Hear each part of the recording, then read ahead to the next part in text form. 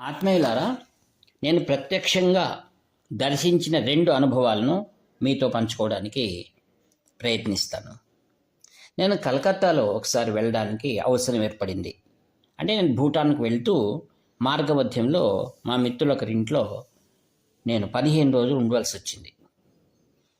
నా అదృష్టం ఆ సమయంలో శివరాత్రి వచ్చింది. మరి మా యొక్క మిత్రులు గొప్ప శ్రీమంతులు. వారు ఏం చేశారు, వారికని ప్రత్యేకంగా ఒక దేవాలయాన్ని, శివాలయం కట్టించుకున్నారు.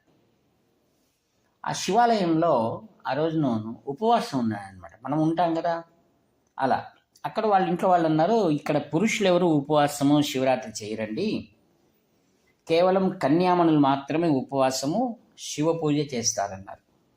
నాకు ఆశ్చర్యం అనిపించింది. ఎందుకు అని అడిగాను. ఇక్కడ దుర్గాదేవి పూజ ఎక్కువ కదా, ఆమె ఎన్నో వేల ఏళ్ళు తపస్సు చేసి పరమేశ్వరుని పతిగా ఆమె పొందింది. కావున శివుడి లాంటి పతి దొరకాలని ఇక్కడ అందరూ కూడా ఈ శివరాత్రి రోజు మనం ఎలా శివరాత్రిని ఎంత శ్రద్ధగా చేస్తావో అక్కడ వారి కన్యామండలంలో కూడా శివాలయం వెళ్తారు. మరి ఒక ఆశ్చర్యం ఏంటంటే అక్కడ కొబ్బరికాయలు నివేదన చేయరు, బిల్వ ఫలములనే పరమేశ్వరుని ముందు సమర్పిస్తారు. వారు ఏమన్నారంటే, పరమేశ్వరుడు లాంటి కరుణామయుడు భోళాశంకరుడు ఎక్కడ దొరకరు, ఆయన ప్రతి సంవత్సరము మన పుట్టినింటికి 15 రోజులు పంపిస్తారు ఆయన. ఎవరిని? పార్వతిని. అందుకే దుర్గాదేవి ఆ యొక్క పశ్చిమ బెంగాల్లో అత్యధిక శోభాయమానమైనటువంటి పండగ. అందుకు పరమేశ్వరుడు ఏం చేస్తాడంట, పార్వతీదేవిని 15 రోజులు ఇంటికి పంపిస్తారట.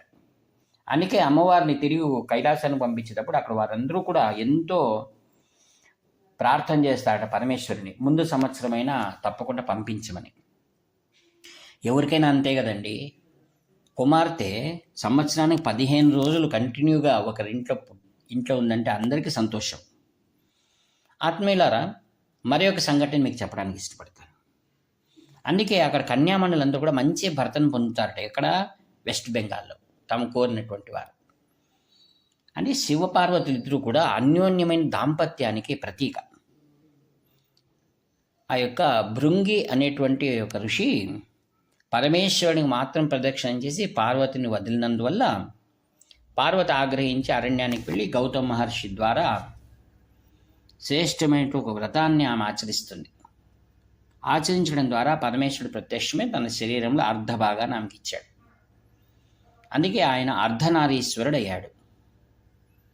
ఆత్మీయులారా, నేటి పరిస్థితుల్లో మనం చూస్తున్నాం, చాలామంది భార్యాభర్తల మధ్య ఏదో ఒక చిన్న అపోహలు వచ్చి వారు విడిపోతారు. అప్పుడు వారు, నేను చూసిన ఒకరు మాత్రం నేను చెప్పాను వారికి, మీరు తప్పకుండా పరమేశ్వరుని కొలవండి. చాలా సులభమైన పూజ. అష్టోత్తరం చదవండి, మీ సమయాన్ని బట్టి బిల్వదళాలు భక్తిగా సమర్పించండి. మీ అల్లుడే వచ్చి మీ అమ్మాయిని ఎంతో సంతోషంగా తీసుకువెళ్తాడని. అలానే హైదరాబాద్లో మాకు తెలిసిన వారికి చెప్పగా మొదట అమ్మాయి నేను అంతగా చేయనండి అన్న ఒక నమ్మకంతో చేసింది. అది గురువు యొక్క అనుగ్రహం. నేను వాళ్ళకి చెప్పాను, అది జరిగింది అంటే నా గొప్పతనం కాదది. పరమేశ్వర స్వరూపమైనటువంటి శ్రీ శంకర విజయేంద్ర సరస్వతి మహాస్వాములు వారు ఇచ్చిన అనుగ్రహంతో వాళ్ళు చెప్పిన మాటను వాళ్ళు యథావిధిగా చేశారు. వారిద్దరూ కలవడం ఎంతో సంతోషంగా ఉన్నారు వారు. అలానే మీకు ఒక సందర్భం ముందు చెప్పాను, వెనకల కాంచి పరమాచార్య స్వాములు వారిని చూడడానికి విడిపోయిన దంపతుల కుటుంబాలు వస్తారు. వారికి తెలియదు వీరు వచ్చారని, వాళ్ళకి తెలియదు వీళ్ళు వస్తున్నారని. అక్కడికి రాగానే స్వామివారి దగ్గర వాళ్ళు ముందు పత్రిక ఇచ్చి వారి అనుమతితో పెళ్లి చేసుకోలేదు అది. అయితే స్వాములు వారు తీర్థం ఇస్తూ ఆ అమ్మాయికి తీర్థం ఇచ్చి పక్క నిల్చో అన్నారు. ఆ తర్వాత వాళ్ళ సరిది వచ్చింది, అబ్బాయి కూడా తీర్థం ఇచ్చి నీవు ఒకటి పోయి నిల్చుకో అన్నారు. తర్వాత స్వాములు వారు అన్నారట, మీరిద్దరూ కలిసి ఒక దగ్గర కూర్చోండి అన్నారు. ఆశ్చర్యం ఏంటంటే అబ్బాయి తట్టు వాళ్ళు ఒకప్పుడు పేచీ పెట్టారు. అయితే ఇప్పుడు స్వామివారి సన్నిధానంలో తీర్థం తీసుకున్న తర్వాత ఇప్పుడు అమ్మాయికి చెప్పారు, నీవు అత్తగారింటికి వెళ్ళమ్మా అని. మరి శ్రీ చంద్రశేఖర సరస్వతి ఎవరండి? సాక్షాత్ పరమేశ్వరుడు కదా.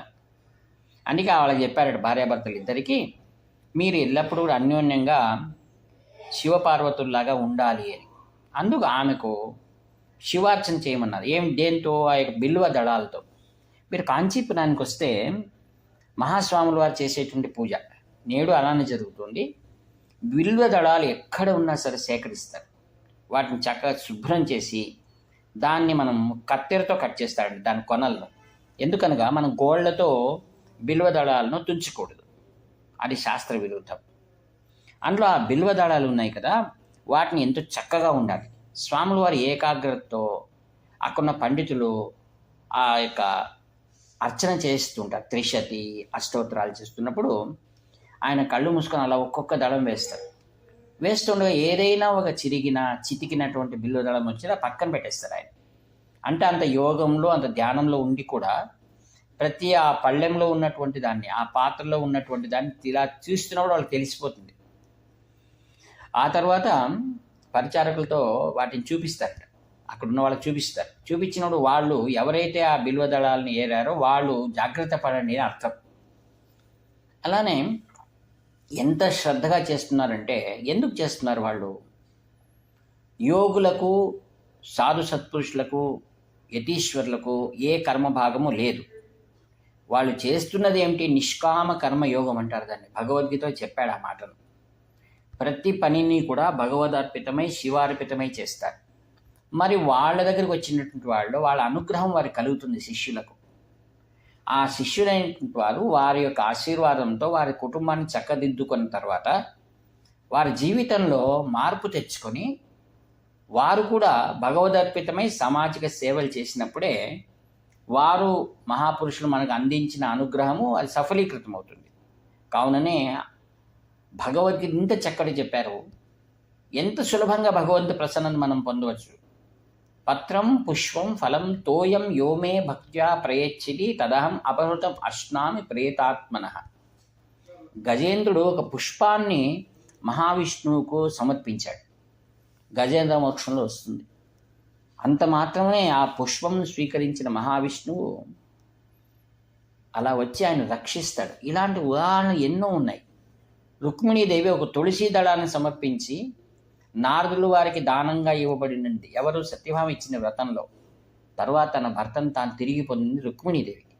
కావుననే తీర్థముల్లో తులసి ఉంటుంది. మనం భోంచేసే ప్రతి వస్తువులో కూడా భగవత్ అర్పితం చేస్తున్నప్పుడు తులసి దళం వేయడం ద్వారా శివుడికి ఇష్టం, ఆ యొక్క మహావిష్ణువుకి ఇష్టం. అందుకే ఆ యొక్క అష్టోత్తరాలు మనం చూసినప్పుడు శివుని అష్టోత్తరంలో విష్ణు ప్రియుడు అని ఉంది, విష్ణు అష్టోత్తరంలో శివప్రియుడు అని ఉంది. కావున తారతమ్య భేదాలు ఏది ఎంచకుండా వాళ్ళిద్దరూ ఒకటే. ఆ యొక్క బ్రహ్మ సృష్టి చేసి వీరిద్దరికి అప్పగిస్తాడు. ఆ యొక్క మహావిష్ణువు మనల్ని పోషిస్తాడనమాట. పరమేశ్వరుడు ఏం చేస్తాడు? మనలో ఉన్నటువంటి అజ్ఞానాన్ని తొలగించి జ్ఞానం ద్వారా మనల్ని పరమశ్రేష్టమైన పథానికి ఆయన చేరుస్తాడు. దాన్ని విష్ణు సాయుధ్యము అన్నారు. ఆత్మీయులారా, ఆర్యాంబాదేవి చివరిలో అడిగింది ఏంటి? తన కుమారుణ్ణి శ్రీ మహావిష్ణు యొక్క దర్శనం కావాలని. మరి ఈత ఎంత గొప్ప తపస్సు చేయాలి? విష్ణువుని మనం ప్రత్యక్షం చేసుకోవాలంటే పరమేశ్వరుడు, ఆరుగురు శంకర్లు, ఆయనకి ఎట్టి భేదము లేదు, వారిద్దరూ ఒక్కటే. ఆ విధంగా పరమేశ్వర అర్పితం చేసిన బిల్వ దళాల వల్ల వంశాభివృద్ధి జరుగుతుంది.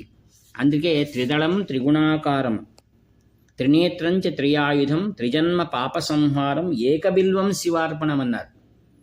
కావున ఇంకా అనేకమైన పురాణాల్లో వస్తున్నాయి.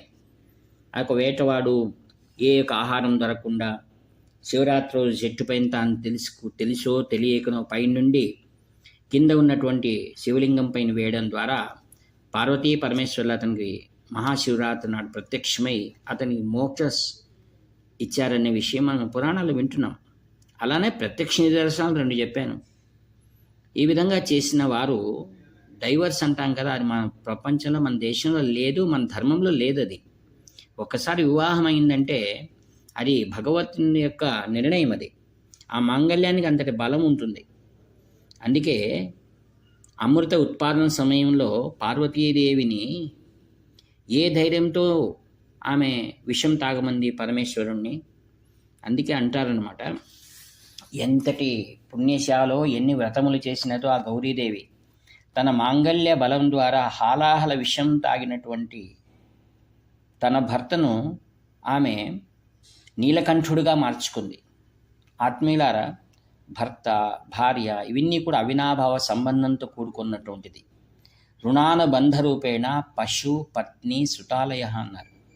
ఈ రుణానుబంధం కొనసాగాలనంటే పరమేశ్వరుని యొక్క పరిపూర్ణమైన అనుగ్రహం కావాలి. అందుకే స్త్రీ వివాహానికి ముందు గౌరీ పూజ చేస్తారు. వివాహంలో సర్వత్రా సర్వుల ఆశీర్వాదాలు లభ్యమవుతాయి. కావున కుటుంబంలో ఏదైనా పొరపచ్చాలు వచ్చినా శాంతియుతంగా తమలో ఉన్నటువంటి ఈగో అనేటువంటి తీసిపెట్టి జీవిత బంధాన్ని కొనసాగిస్తే పిల్లల భవిష్యత్తు బాగుంటుంది. నేడు పిల్లలు తల్లిదండ్రుల ఆత్మీయతలకు చాలా దూరం అవుతున్నారు. వారి ఈగో సాటిస్ఫాక్షన్ చేసుకోవడానికే తల్లిదండ్రులు పోరాడుతున్నారు. కానీ నేటి యువత తెలియక వారి కలిగిన సంతానం దానివల్ల ఎంతటి బాధపడతారనే విషయం వాడు గమనించుకోవాలి, దృష్టిలో పెట్టుకోవాలి. అందుకే సంసారంలో ఏదైనా పిల్లల ముందు కలహం చేయడం ద్వారా వారు పిల్లల్లో ఒక చెడు నడతకు వారు కారణీభూతులు అవుతారు. కావున ఏదైనా కుటుంబంలో సాంసారిక విషయాలు చాలా రహస్యంగా భార్యాభర్త నేర్పుగా కూర్చొని ఓర్పుగా ఎవరినైనా తెలిసినటువంటి వారి దగ్గరికి వెళ్ళి తమ సమస్యలు చెప్పుకొని దానికి పరిష్కారాలు వెతుక్కొని ఆ పరిష్కారాలు తగినట్లుగా వారు ఆచరిస్తే తప్పక ఆ కుటుంబం వృద్ధిలోకి వస్తుంది. కుటుంబం కూడా చాలా వృద్ధి చెందుతుంది. కావున మహాపురుషుల యొక్క ఆశ్రయం ఏమిటంటే ఆశయం మంచి కుటుంబం, మంచి సమాజం, మంచి దేశంగా మారాలని, అటువంటిది ఆ యొక్క పరమేశ్వర కృప ద్వారా మీకు అందరికీ కలగాలని తప్పక శ్రీ చంద్రశేఖరేంద్ర సరస్వతి మహాస్వాముల వారు, శ్రీ జయేంద్ర సరస్వతి మహాస్వాముల వారు, శ్రీ శంకర విజయేంద్ర సరస్వతి మహాస్వాముల వారు పరిపూర్ణ అనుగ్రహం మనందరిపైన ఉండాలని ప్రార్థిస్తూ ఈ వాక్పుష్పములను వారి దివ్య చరణారుని సమర్పిస్తూ సెలవు తీసుకుంటాను. ఇట్లు మీ ఆత్మీయ మిత్రుడు నివర్తి నాగభూషణి శర్మ. 7483229249. హర హర శంకర జయ జయ శంకర. హర హర శంకర జయ జయ శంకర. హర హర శంకర జయ జయ శంకర.